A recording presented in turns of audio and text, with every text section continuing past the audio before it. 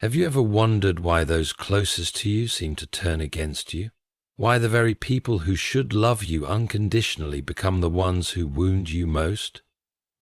It is a strange and painful thing, this rejection by family. We are taught that blood binds us, that family is our first refuge, and yet time and time again the deepest betrayals come not from strangers, but from those we once called our own. Why? Because family, like all human institutions, is built on expectation. It is a house of unspoken rules, traditions, beliefs, roles assigned without consent. The moment you step outside of those boundaries, you become a threat, not because you are wrong, but because your very existence challenges what is familiar. History is filled with such examples. The prophets, the revolutionaries, the great thinkers, so many were cast out not by enemies, but by their own people, not because they sought destruction, but because they sought truth. What is truth, if not something greater than mere acceptance? If you spend your life seeking approval from those who reject you, you become a prisoner to their expectations. But if you stand firm, if you refuse to let rejection define you, you find something far greater: freedom. And here lies the deeper lesson. Rejection is often not about you at all. It is about fear. Fear of change, fear of difference, fear that your path exposes the limitations of others. Many reject what they do not understand, because to understand would require them to question their own lives. Does this mean we must hate those who reject us? No. But neither must we beg for love that is withheld. Instead, we must learn a new truth, that family is more than blood. True family is found in those who see you, who cherish you, not because they must, but because they choose to. So take heart. Rejection is painful, but it is also a sign that you are walking a path of your own, and there is no greater journey than that. The paradox of betrayal. Betrayal by family is a wound that cuts deeper than any other. The pain is not merely in the act of rejection, but in the contradiction it presents. We are raised to believe that family is our foundation, the one certainty in an uncertain world. From childhood, we are taught that no matter what happens, family will always stand by us. Yet, history, literature, and even our own experiences tell a different story. One where betrayal often comes from the very people who were supposed to love us unconditionally. The sting of familial betrayal lies in expectation. We do not expect deception from strangers, but we do from those who share our blood. A friend may turn against us, and we accept it as part of life's ebb and flow. But when a parent, a sibling, or a close relative wounds us, it shakes something foundational. It forces us to question not just the person who hurt us, but the very nature of love, loyalty, and belonging. This paradox is not new. It has been recorded throughout history. The story of Cain and Abel is among the earliest examples of brother turning against brother, not out of necessity, but out of jealousy, insecurity, and the fear of being overshadowed. Joseph's brothers cast him into a pit, not because he had harmed them, but because his existence threatened their sense of significance. Even great figures of philosophy and faith were often rejected first by their own families before the world recognized their value. The reason for this pattern is simple. Those closest to us feel the most threatened by our growth. Human nature is built on a deep desire for stability. When one member of a family changes, grows, or challenges long-held beliefs, it disrupts that stability. The reaction to this is often hostility, not because the individual has done wrong, but because they have altered the unspoken rules of the household. A child who refuses to conform to family traditions is seen as rebellious. A sibling who achieves great success might be met with resentment rather than joy. A relative who changes their beliefs may be shunned, not because their beliefs are harmful, but because they are different. The betrayal, then, is not always personal. It often comes from fear of change, fear of being left behind, fear that one person's growth exposes the stagnation of others. This is why some families reject the dreamer, the reformer, the one who dares to live differently. It is not that they wish them harm, but rather that their presence reminds them of what they themselves have failed to become. At times this betrayal is subtle, a slow withdrawal of affection, a cold distance that was never there before. Other times it is direct, harsh words, accusations, or outright exile from the family circle. In both cases the pain is immense, because the rejected individual is forced to face an unbearable truth, that love within a family is often conditional, that acceptance is given only so long as one conforms to expectations, that the very people who should defend you are sometimes the ones who strike first. The paradox deepens when one realizes that betrayal does not always come from hatred. Sometimes it is disguised as concern. A family member may discourage you from pursuing your dreams, not because they despise you, but because they fear you will fail. They may resist your independence, not because they wish to control you, but because they fear losing you. The betrayal is real, but its source is often love corrupted by fear. This is why betrayal by family feels different from any other kind of rejection. It is not just about losing a relationship, it is about losing an idea, the idea that family is unbreakable. It forces us to reevaluate everything we once believed about love and trust. And yet, in this painful revelation, there is also freedom. Because once we understand the nature of betrayal, we no longer have to internalize it as our own failure. We can see it for what it is, a reflection of human weakness, not a measure of our worth. The nature of expectation. Family is built upon an invisible contract, a set of unspoken rules that govern relationships from birth. These rules are rarely discussed, yet they are deeply ingrained. A child is expected to obey, to align with the values of the household, and to follow a predetermined path. A sibling is expected to support, not compete. A parent is expected to protect, but also to shape their child into an image that fits within the family structure. When these expectations are met, there is harmony, but when they are broken, rejection follows. The most painful aspect of family rejection is not always the rejection itself, but the realization that love may have been conditional all along. A child who follows the expected career path is praised. The one who chooses differently is questioned.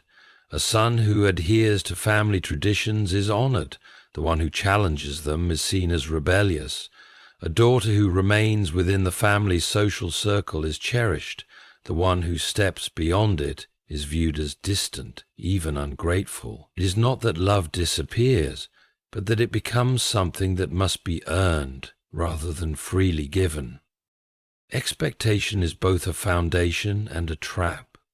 It provides structure, offering a sense of belonging, but it also demands conformity. Families often believe they are acting in love when they impose these expectations. A parent discourages their child from pursuing a risky passion, not out of malice, but out of fear for their future.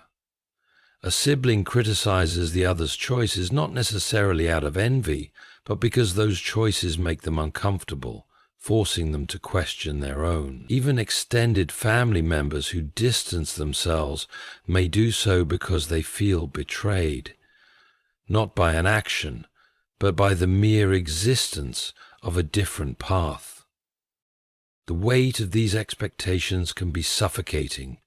Many live their entire lives within them, sacrificing their own desires to maintain family harmony. They suppress their dreams, silence their doubts, and mold themselves into a version that will be accepted. Others, however, refuse to conform, and it is they who often experience rejection, not because they have done something wrong, but because they have broken the silent agreement. Likewise, rejection then is not always about worthiness, but about deviation. To step outside of the family's expectations is to become an outsider, even while remaining among them. The pain of this is heightened by the fact that the rejection is rarely direct. It comes in subtle ways: a sudden coldness in conversation, an unwillingness to celebrate one's success, a growing distance that is never fully explained. Those who once praised become indifferent. Those who once included now exclude. The rejection is often silent, but its message is clear. You are no longer one of us in the way you once were. The hardest part of this realization is understanding that many families do not reject individuals for who they are, but for what they represent. A person who chooses independence over obligation threatens the established order. A relative who questions long-held beliefs forces others to confront their own doubts. A family member who achieves success in an unconventional way forces others to acknowledge the paths they did not take. The rejection is not always personal. It is a defense mechanism, a way to protect the comfort of what is familiar. This is why many who experience family rejection feel as though they are being punished for simply existing as they are. They did not seek conflict. They did not attempt to harm. Yet by being true to themselves, they unknowingly disrupted the fragile balance of expectations. The family, unable to reconcile their choices with its own framework, distances itself. Some do so with anger, others with sadness, and some with indifference. The result, however, is the same: a growing sense of isolation for the one who did not fit the mold. Understanding the nature of expectation does not erase the pain of rejection, but it does provide clarity. It reveals that family bonds, while strong, are often tied more to tradition than to unconditional love. It exposes the fragility of relationships built on compliance rather than true connection. And it forces one to ask a difficult question: is belonging worth the cost of self-betrayal? Many spend years trying to reclaim lost acceptance, hoping that if they explain, justify, or prove themselves, the family will once again embrace them. But in doing so, they often lose something far more precious: their own sense of identity. The cost of standing apart.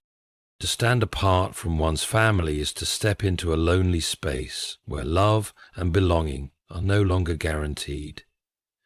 The individual who dares to think differently, to question long-held traditions, or to forge a new path will often find themselves facing resistance, not from distant forces, but from the very people who raised them.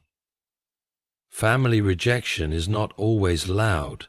It is not always dramatic. More often, it is a slow withdrawal, a quiet disapproval that lingers in conversations, a shift in the way one is treated. The cost of individuality within a family structure is high. Many who choose to break away from inherited beliefs or expectations are met with suspicion. Their choices are questioned, their motives doubted. A relative who follows a different faith is seen as misguided.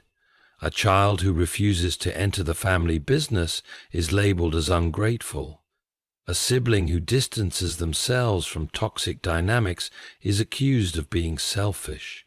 The rejection is rarely about the action itself, but about what it represents, a challenge to the family's sense of order. Families, like all social structures, rely on continuity. Each member is expected to play a specific role, to carry forward the values and traditions that define the group. The moment someone deviates, they introduce instability. Parents who raise their children with certain principles fear they have failed if one child chooses a different path. Siblings who once shared a common identity struggle to understand a brother or sister who no longer fits within that framework. The individual who stands apart is not just seen as different, they are seen as a disruption. The emotional toll of this rejection is profound. The desire for belonging is deeply ingrained in human nature, and when family withdraws their approval, it creates an ache that is difficult to ignore. There is a temptation to conform, to shrink back into the familiar, to sacrifice one's individuality for the sake of peace. Many spend years attempting to regain lost acceptance, believing that if they explain themselves enough, if they prove their worth, the family will come to understand. But understanding is not always the goal of those who reject, it is compliance. The pain of standing apart is not just in the loss of relationships, but in the realization that love within the family was conditional. A person may discover that they were valued not for who they truly are, but for the role they played. The moment they step outside of that role, they are met with coldness, resentment, or silence. This is a difficult truth to face because it forces one to question the foundation of the relationships they once believed to be unshakable. Those who stand apart also experience a different kind of freedom, one that comes at great cost but carries great reward. The rejection that once felt like a curse becomes, in time, a form of clarity. The absence of family approval removes the weight of expectation. No longer bound by the need to fit into a mold, the individual is free to define themselves on their own terms. They learn to seek validation not from those who reject them, but from within. They find strength in solitude, in the understanding that true belonging is not found in forced acceptance, but in authentic connection. The struggle of standing apart is not one that ends quickly. It is a process, one that unfolds over years, sometimes over a lifetime. There will be moments of doubt, moments of longing, moments where the temptation to return to the familiar feels overwhelming. But those who choose to stay true to themselves come to realize that the cost of conformity is far greater than the cost of rejection. To betray oneself for the sake of belonging is to live in quiet despair, to exist as a shadow rather than a whole person. Rejection by family is painful, but it is also revealing. It exposes not just the limits of familial love, but the depths of personal resilience. The one who stands apart does not do so because they wish to be different, but because they must be true to who they are. And while that truth may come at a price, it is a price worth paying.